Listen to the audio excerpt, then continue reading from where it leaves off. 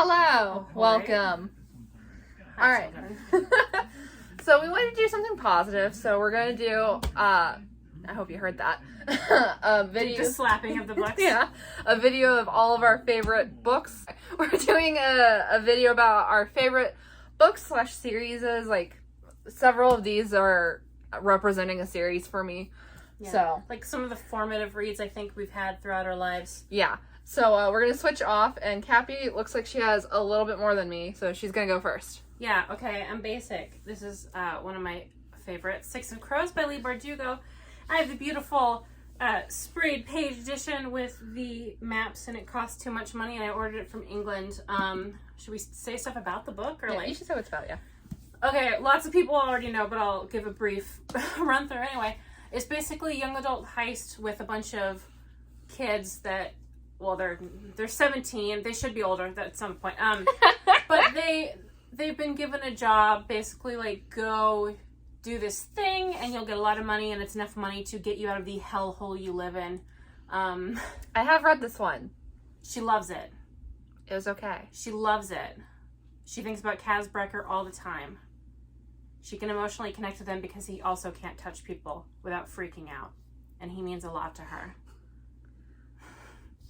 Anyway. What's your first book? All right, I'm going to do just this because it's... Okay. Oh, this is my collection of The Wizard of Oz. All the ones that... Frank L. Baum? L. Frank Baum. I always get the L and the Frank mixed up, which was when I looked. It's gorgeous, trust me, but they're a pain to get out of here, and I don't want to, but they're gorgeously illustrated, like the covers. They don't have pictures inside, unfortunately, but they're beautiful. I'm sure everyone knows, but The Wizard of Oz is about a girl named Dorothy who goes to the land of Oz and has adventures. My favorite is the second one, The Marvelous Land of Oz, because it is the perfect mix of whimsical and dark. It is so messed up. It is so beautifully messed up, and it's so funny, and I love it. We're going to do these on the show, at least some of them, because I promised her I'd read them, and I thought, why not make it content? But I haven't read them yet, because they're nightmare fuel. They kind of are. Obviously, these are from the early 1900s. There's some stuff in there that's not great. They're surprisingly progressive. Yeah, in some ways they are. Like, in the second one, there's sort of, like, abstractly trans rep. It's kind of strange. He puts girls as very important roles a lot, which I appreciate. The only one that has a boy protagonist, and it doesn't really, you have to read it to understand, but it's the second one. Everything else is about girls. The only character who is a recurring like child character that is a boy is Button Bright. So the rat. Yeah, my rat's named after him. So yeah, these are delightfully messed up books. You should insert a clip of Button Bright here. Oh, these are delightfully messed up books, and I have a lot of fun with them. Probably don't read them to children, though. Which is ironic. They are actually children's books, are they not? They are children's books. A fun fact is he stopped writing them after... He tried to stop writing it several times, but it just was very popular. But after the 6th book, it was like an official ending. And then the 7th book opens with him saying basically that he got so many letters that he decided to open it up again. And in between the 2 years from book 6 and book 7, he tried to write a different series, and it didn't work out. So he ended up incorporating those characters into this series when he continued. And then after book 14, that's when he died. And it was so popular that they hired, I think, just one ghostwriter. And she completely ruined the series, and we don't talk about it. Cappy? That one doesn't count. Okay, well, I don't have these in any particular order, but this is kind of what I would consider, like, my favorite book of all time. I don't know. Did you purposely not grab ones that you knew I was going to grab for me? Or do we just have different? Because I'm surprised this isn't on yours. We just have different tastes. I do love this one, though. I have read it, and I adore it. Okay, A Monster Calls by Patrick Ness. Ever since I read this book, I've been absolutely desperate to find another Patrick Ness book I like, and I can't. His writing is perfect and wonderful. It's gorgeous. But this was based off of, like, the notes and ideas of someone else, and that person... Siobhan Dowd. Siobhan Dowd. She died, and she had, like, all these notes, and Patrick Ness took that, and he made this beautiful work of art. I don't really know how to talk about it without getting emotional. But basically, this little boy, his mom is dying, and he's having a really hard time dealing with it, and a monster comes to visit him and basically helps him kind of work through his emotional stuff and kind of find the core of exactly why he's having such a hard time dealing with his emotions. And it's really short. It's got lots of pictures. I would definitely recommend just picking it up. It's very beautiful on the inside, these little illustrations, and I don't know. I love it so much. Don't watch the movie. Read the book. Yeah, the movie loses something real bad in translation. I'm not necessarily a person who's going to sit here and be like, oh, the movie's awful compared to the book for most things. But like for this, it's not like the most same. Powerful part of that book is completely absent from the movie, in my opinion. So like you got Sigourney Weaver, and you're not gonna. Yeah, you're not gonna let her act. Are you kidding me? What a waste. Alright, so mine aren't in any particular order either, but next I have Lover at Last by J.R. Ward. I wrote that. Representing the whole series. This one is actually my favorite, though. This one is about Quinn. It's so deep in the series I can't give too many details, but this is about Quinn and Blaylock. So it's MM Romance. That's an interesting name. They all have weird names, sweetie. Quinn is a name, though. It's spelled Quhin. What's her first name? The author? Yeah. Jessica. Jessica, what are you doing? My mouth doesn't make those sounds. So yeah, this one's about Quinn. Oh, those are nice end papers. I just want to say that. That's what you get for being a highly respected, popular author. The fancy end papers. And so basically Quinn, he's very emotionally damaged because of abuse. That's my favorite kind of man. And Blay is also emotionally damaged for other reasons. And I love it. So, like, her books are, you know, some are really, really good. Some are a little less, like, it's a long series. You have highs, you have lows with her anyway. If you can get past certain problematic things, like if you can go in knowing a book's going to be problematic but still be there for a good time, I would highly recommend J.R. Ward. There's a lot of smut, and, like, that's coming from, like, someone who doesn't like smut but still loves this book. So I will say in its defense, though, a lot of these books are from a time where, like, I don't want to excuse problematic things, but, like, it's from a time where it wasn't necessarily considered problematic, so that, like, it's not necessarily fair. These books do get more progressive as the years go on, and, like, she learns, obviously. I think the first one came out in 2004, so pretty sure it's 2004. But yeah, love it. This is a new favorite. I have Gideon the Ninth. I'm patiently waiting. I'm patiently waiting for Sarah to read this. I have it on hold. She has the gorgeous sprayed pages edition. We both bought these. I bought it after I read it. She bought it before either of us read it. Years ago. She got lucky. She got the special edition. This book is basically, it's in space. I heard someone say gay necromancers, and I went to Barnes & Noble like the next day. No, it is gay necromancers. It's filled with sadness. There's subtle sadness. There's more in your face sadness. Then there's lines, and I just read these, so it's weird putting it in like an all-time favorite. But like, there's lines in this and the second one that I think of, like, I've thought of every single day since I read it. And now it just got announced that there's going to be 4 books instead of 3, and the next book's coming out next year. So I'm both excited and terrified at the wait, because the cliffhangers at the end of this one and the next one are cruel, to say the least. But yeah, what's her name? Thompson Muir? Okay. Gideon the Ninth? If you love gay stuff, if you love sadness, and if you love Bones, not the show, the inside. No one loves the show. We used to love the show until they killed Sweets. Yeah, I don't think I'd like it now. I think I'd find it horribly derivative and Dave annoying. Mariana's character to get hit by a car. Yeah, thinking back on things I remember from that show, he would infuriate me. I only liked him because I liked Angel, and that really helped. That helps me for a long time. Yep. All right. Next, I have Sunshine by Robin McKinley. So the first time I read Sunshine, I was, I think, 12, maybe 13. And I've reread it a couple times since. I haven't reread it in a while, though I either have it on loan or on hold at the library, so I'm going to be rereading it soon. Sunshine is about a girl who, I actually don't know her actual name. Everyone just calls her Sunshine. Yeah, I'm not going to find it. But No, her name's Ray. Ha! I remembered.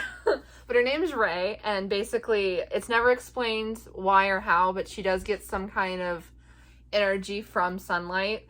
And there's vampires in this world, and vampires aren't, like, looked at the best. And basically something happens in which she gets kidnapped and stuck in a room with a vampire. And, like, it's not romantic, the relationship she has with them. It's just very kind of sweet. And, like, when I think about this book, it is so good at capturing the feeling of loneliness, of just being lonely even when you have people around you. And that's probably one of the reasons I loved it so much when I was a teenager. So yeah, I haven't read it in a while. I don't remember if there's anything problematic or triggering, but it's like when I think of my favorite books, this one does come to mind. And I'll be rereading it soon. All right. My next one's silly. Do I have the thing in here? I want to make sure I didn't lose it. It's not silly. Nothing's silly. Nothing. Okay, yeah, it is. Okay. I love the Game Grumps. I didn't mean to wear my Star Bomb shirt, but I did. Beautiful coincidence. My rats bit a hole in it. Oh, no. I'm honestly devastated. Aaron, if you're watching, send me a new one. Okay. I have The Ghost Hunters Adventure Club and the Secret of the Grand Chateau by Dr. Cecil H.H. Mills. And definitely by him, who is a real person, who went to school and is respected. So, yeah, okay. Basically, Aaron wrote a book, and if you like Aaron Hansen, this book feels so much like him in, like, the best ways. It's funny. It's, like, a nice, light read. It's, these kids go to a chateau, and there's a murder, and they solve it. And that's what it is. And it's just a fun, it's sort of... It's a little middle grade-y and a little young adult. Like, there's jokes about boobs in here. And it's like, it's aping off classic children investigators like Nancy Drew. Like the Hardy Boys. If you just look at this cover and the coloring. A really beautiful cover. The cover and the coloring specifically is very reminiscent of Nancy Drew. Yeah. I know because I read a lot of Nancy Drew. Yeah. I adore this book. And they're doing the next one soon. Yeah. And I'm so excited. It's also signed by Dr. Cecil H.H. Mills. If you do decide to read this on our recommendation for some reason, listen to the audiobook. Oh yeah, the audiobook. Aaron reads it as his uncle, Dr. Cecil H.H. Mills, and he is like fun asides. It's a wonderful audiobook. It's very fun. Even if you don't like the Game Grumps, I think you would. It's not like there's not necessarily like references. It's just a fun Hardy Boys kind of book. So if you like those kinds of books and you like silly humor, you'll enjoy this. All right, next I have Fruits Basket. So, I am a longtime lover of Fruits Basket. I watched the original anime when I was 12, and then I've watched it many times since. I haven't seen the new one, because I haven't. But, I've read all the manga. I own all the manga. I just didn't want to carry 12 thick boys in here. But, Fruits Basket, it's stuck with me for... Like, I am 28 now, and I first consumed the story at 12. So, that says a lot. It's about this girl named... I'm going to butcher all the names. I'm deeply sorry. I should probably watch the new manga, or the new anime, so I don't do Everyone that. says it's really good. I think it probably is. It says it sticks to the original story much more than the original anime did. It's just, like, I have the manga, so it kind of sometimes feels like, why do I need the anime? But... I'll watch it eventually. But anyway, so it follows a girl named Toru, and she finds herself in a very interesting situation where she's homeless, and one of her classmates figures this out and decides, hey, well, why don't you live with us? And it turns out that his family is cursed to turn into the 12 members of the Zodiac. And it sounds like a fun, happy-go-lucky story, and at parts it absolutely is. And then, like, halfway through or so, it's just like, oh, now that you're happy, let me just take all that away and slam you with sadness. And I love it. It has such great themes. Toru especially is, like, I love her so much. Like, obviously, Kyo and Yuki are also great. And my favorite's always been Hatsuharu. But Toru, her whole thing is that everyone always told her, just be yourself. And because Toru is such a sweet, loving, gentle person, she makes everyone feel like they can go to her and they can be her friend. And it helps these people so much. It's, like, so sad and, like, beautiful. Like, it's beautiful. You should read it. Or at least watch the anime. It's on Hulu. It is on Hulu. Next up, I am surprised again this isn't on your list. This is The Poet X by Elizabeth Acevedo. I thought about it. I do adore this. She's such a good writer, and she teased like a year ago that she wanted to do a book about like black witches because people were talking about Bonnie from Vampire Diaries, the show, not the book. And I tweeted at her that I would pre-order it, and she liked that tweet, which I took as a contract, a promise, if you will, that she's gonna write me a book with witches. And I swear to God, if that day comes, I will weep. Anyway, this is The Poet X. It's about a girl who I think is 15. I think they just call her X, right, in this? Yeah, her name's Ziamara, I think is how you pronounce it. She lives with her family. Her mother is very abusive physically and emotionally, I believe. Yeah. So trigger warning for that, because there's like a scene in it where I don't even think she's hitting her. Like but the part where she does, I don't want to spoil it. Mm-hmm. But if you're like any kind of creative type, if you write, if you draw, if you like make anything, then I think you can really connect with this in the sense that it's just very much about someone's like finding their outlet for like all the feelings that they're having. It's not really coming of age, but it kind of feels like that. It's all told in verse. So it's a really quick read. I would also recommend the audiobook for this because it's really good. She does all of her audiobooks, I believe, except Clap When You Land. She does half of it, I think, and then half because it's 2 POVs. But I love this book. It's so good. Also, it's gorgeous. It is gorgeous. It's the only book of hers that's come out that doesn't have a pretty under the dust jacket because this was her first one. But yeah, if you do anything creative, I think you should read this, but definitely trigger warning for parental abuse. It's a lot. It's very upsetting, but it's well written, so I would recommend this. You should have brought both copies. I do have 2 hardcover copies of Moon Called. By happenstance, I got both of them for I think $10 a piece. One years ago, and then one just a couple years ago, because the used bookstore we go to didn't know what a gem they had on their hands. These are expensive now, but this is here to represent the whole series of both the Mercy Thompson series and Alpha and Omega. By the way, Alpha and Omega came out before the Alpha and Omega fan fiction came out, so that's not what that is, in case you're wondering. I just need to get slapped by legal. But so Mercy Thompson is about Mercy, who is a coyote shifter, and she's dealing with supernatural forces. She's basically a very small fish in a big pond, but she gets the job done.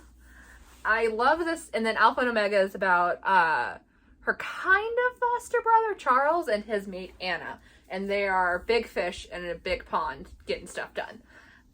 And the series, I love it so much because every character is a fully realized character. And one thing Patricia Briggs does really well that makes it easy to be excited for each book that comes out is she gives them personal problems that have absolutely nothing to do with the romantic relationship. Sometimes the romance is just good. It's just like, they're just good. The relationships, they're just good with each other. And that's not something that's easy to find in a lot of paranormal or romance series. They focus so heavily on the relationship. Yeah. That sometimes it's just like, okay, I get it. You're fighting again. This is the 19th big fight. Are we going to break up fight you've had? Can you maybe just be good with each other? It's that thing of like, you wait for them to get together for 3 books, they're together, and they break up in the book after that because of some dumb misunderstanding. Yeah. Yeah. It is a relief when there's a couple that once they get together, they're just together. I'm gonna read those, I promise. It's awful because I don't know if I've read any of. I read Sunshine a long time ago, and one of the first. Yeah, you didn't like Sunshine, did you? No. Yeah. I hated it. Yeah, I don't know if I'll like it again. I was 17 when I read that, though. To be fair. But yeah, I adore these books. Like, they're not, again, like most of these books on my list. There's some problematic stuff. It gets better as the series goes on, so you have to decide if you're willing to look past that in order to get to, like, my opinion, a really good story. And if you're not, that's fine. Just go read something that you know you'll enjoy. But I adore these. I've been reading them for almost 10 years. I reread them most years. Like, I think the only time I didn't even attempt to read them is I had like a really bad like 2-year reading slump where I didn't read anything except the new ones in this series. I remember that. I was there for that. I was there for everything. Yeah, like we've known each other a long time. All right. I have a lot of young adult on this. I mean, it's been pretty recent that you've decided to move away from young adult because it just kept burning you. I think I've just aged out, honestly. Or I'm just bored because I feel like everything that's being put out lately kind of feels the same as each other, and maybe it's always been like that, but every once in a while you find one that feels like something really special, which I would say this, A Sun is Also... I've read that one too. I read that one too, and I liked it a lot. Yeah, I read this in one sitting. Nicole Yoon. I have her new book. What is it? Dancing... Oh, I have no idea. Instructions for Dancing. Signed. This is also signed. Sarah, you bought this for me. I don't remember, but I believe you. You did. Full price at Barnes & Noble. It's signed... It's sprayed purple pages. This is, oh my god, I don't want to say too much. Like, this one is very much like, it's going to sound like a thin plot, but it's about the journey. This girl, what is her name? I forgot Natasha. It's Natasha and Daniel. Natasha is a day away from being kicked out of the country. Deported. Yeah. Let's not give it a nice name. No, kicked out of the country. She's going to be kicked out of the country. Because America's stupid. Anyway. Yeah, I think sent to Jamaica. Yes. Her whole family. And it's her last day before... She's trying to, obviously, get to stay in the country. So she, like, is trying to talk to a lawyer to see what he can do. And she runs into Daniel, who's very much a head in his clouds kind of fella. And she's the opposite, which is fun. Sunshine Grump, but the girl is the grump and the boy is the sunshine. And it's just about their day together. They meet... and they spend a day together, and that's what it is. And I'm not going to say anything else, but so good. There's stuff in this that I think about like every day. Okay. Like, I love this book so much. I read it a couple of years ago, and I enjoyed it quite a bit, but I do have a thing with specifically YA contemporary where if I cannot finish it in a day, I'll never finish it. So I read that book in probably about 6 hours, because I don't read very fast. And I don't remember much of it, which is the problem when you read a book in a day. There's so much I can say about this book, but I'm not going to. I do remember thinking it was beautifully written. It had a great sentiment, and it doesn't end in the way you would expect. Mm-hmm. Yeah. All right, my last on my favorites list. This, as well, is representing the whole series. Show that white hot signature inside. It is. And if you know, you know. Hold on. This situation. Boop. We went to a signing with Kim Harrison. Wha-bam. And boom goes the dynamite. Yeah, we met Kim Harrison. She was really cool. She had a thing at her tour wherever she wanted people to, like, take pictures of their feet. No, we took pictures of our feet. It was, I think, was it everyone's feet or was it? She gets a lot of foot pictures, but she would just send a camera through line, and you would take pictures so that she could then share them on our website later for happy memories. Yeah, so me and her and our other friend Kendra, we took our shoes off and took pictures of our socks, and it was really fun. Yeah. So, The Hollows is a series about a witch named Rachel Morgan. And in the first book, she quits her job and starts her own... She's basically a magical cop, but without the, brutality. Yeah. Well, no, she kills people, but... No, she does not. She doesn't kill people? No, she makes it a point. Like, okay, later on this series, she kills, like, a couple of people, but each time it happens, it's a thing. Because Rachel has a big heart, and she can't stomach it. She doesn't think there's any situation under which someone deserves to die as opposed to go to prison. So, the cop we need. So yes, she starts her own investigative firm with a vampire named Ivy, and just them getting up to stuff. Mortal peril, usually. There's a pixie fairy man in it. Yes, there's a pixie named Jinx. I love him. And insert footage of Jinx. My cat. But yes, I will say a couple of things because these are not like small problematic things in my opinion. There is heavy queer baiting in this, and I do not think it was on accident. So, as one queer to another queer, I assume. Just keep that in mind going in if you haven't started it yet. This series has also been around since the early 2000s, 2006, I think. So, like, obviously there's going to be some, that didn't age well stuff in it, but, so careful with it. Jesus Christ. She's worried about how I treat my books. It's in great condition, though. Like, it's gorgeous. No dented edges or anything. She restarted the series recently, so now would be a good time to get into it if you haven't I haven't read the new books. Is it because you're worried they're not going to be good because of the circumstances in which this bunny Oh, killer... because Kim Harrison has said some questionable things, at least to my sensibilities. But it's because they're hard to get at the library, and I want to do a reread of the whole series because it has been a few years since I've done that, and some of the details from the later books are a little foggy. And I'm waiting on the first book, and it's going to take me a few weeks to get it. So I'm working on it. But yes. The thumbnail. Okay, I didn't want to take this book out of the box, but this is one of my favorite. This is basically, for me, this is like my Harry Potter, because I was never, even before J.K. Rowling decided to come out as an absolute monster, I was never a huge Harry Potter fan with, like, the books. I love the movies. I have the Harry Potter pajamas I'm wearing in almost every video we shoot, only because they fit really well, and my mom got them for me, like, a decade ago. But, yeah, like, the way a lot of people feel about Harry Potter, I feel about Percy Jackson and the Olympians. I have this beautiful box set I got at the used bookstore. I have the originals up on top of my bookshelves in a chest, and I have these ones because they go together and they're really pretty. And Sarah got them, and I was jealous, so I had to get some. Yeah, we have that bookstore near us that has, like, the great credit, and we were there one day, and I looked down and I saw these. And we share credit just because it makes things easy, because we pull our stuff into one box, because otherwise they get snippy with you. Yeah. So, lady from Bookman's who yelled at us, what? Why? There was no one else in line. I don't know why you yelled at us. It made me feel bad. And then you sat down. You weren't even the one working. Why are you so defensive when you weren't even the one working? So yeah, I saw them, and I don't remember how much they were, but her eyes lit up, and I picked them up, and I walked away before she could change her mind.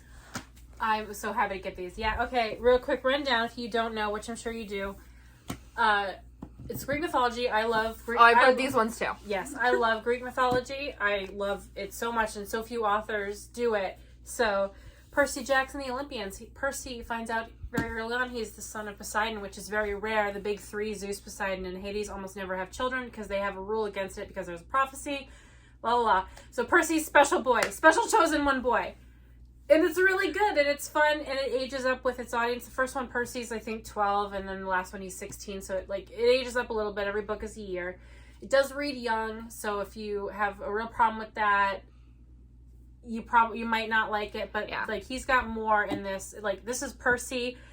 The next series is Heroes of Olympus, and it's a spin-off in which they're all a little bit older. And then he has that's kind of Roman, but it goes with this, and then he has Norse, and then he has Egyptian, and then he does Apollo, and then he quit.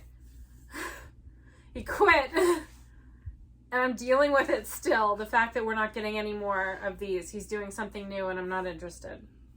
And then... I have no more, but she has one more. I have an honorable mention. Okay.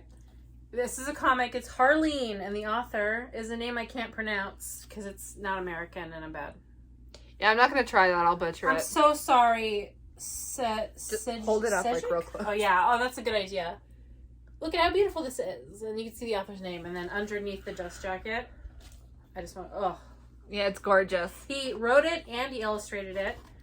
It's basically just like a Harley Quinn origin story. It's not like the Harley Quinn origin story. It goes off of... Oh, I'm assuming everyone knows who Harley Quinn is. Harley Quinn is, to put it very simply, the Joker's girlfriend. Yeah. Her basic... From Batman. Her basic backstory that never changes is she was his doctor at Arkham Asylum. That's the same in this one. But it takes some liberties that I enjoy, because it's basically just go in... Oh, it's from the DC Black Label, which is really good so far. It's got like a bunch of... it's not like canon, but I don't really care about canon, and hopefully you don't either, because you can still enjoy a story regardless if it's like official. But the Black Label has been doing the stuff like Deceased, like the DC characters that are zombies and stuff. This is just a new take on Harley's origin, where she's getting to know the Joker and kind of descending into madness. And the illustrations are... Hold on, I'm going to try and find a page that's not like horrendously spoilery, but is still like beautiful. Oh, here's a good one. Oh. Yeah, so like I saw this and I lost my mind. It's so good. I'm pretty hard to win over with Batman comics, especially Harley, who I really love. But if you like Batman and Harley, I would highly recommend this. That's my honorable mention. Well, I hope you enjoyed this. If you've read any of these, please let us know. If you're going to read any of these, please let us know. If you hate any of these, don't let us know. Yeah, we don't need that. I hope you enjoyed, and we will see you next time. Bon voyage.